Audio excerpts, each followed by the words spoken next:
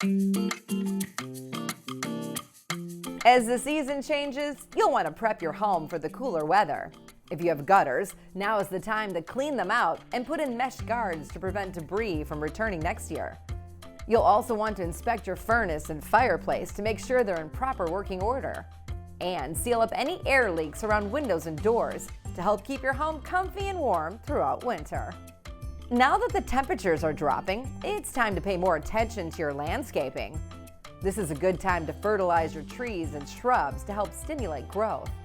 And adding fall annuals like geraniums and petunias, that's a simple way to give your yard a beautiful pop of color. Getting in the fall mood doesn't have to be all work.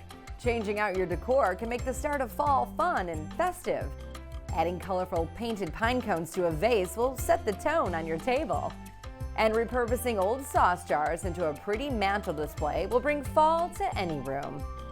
And you can show off your hometown pride by painting pumpkins and adding state decals, or add something more whimsical like polka dots to display on your front porch. Getting cozy is also a sign of fall, so bring out those chunky blankets, heavier bed linens, and flannel PJs to achieve your max coziness.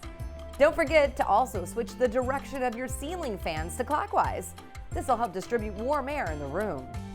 And fall won't be complete until you have the right foods on the menu. Butternut squash soup, homemade breads, and pumpkin pie are all delicious dishes that should make it to your table. And for me, a big bowl of chili is the perfect dish to get ready for fall.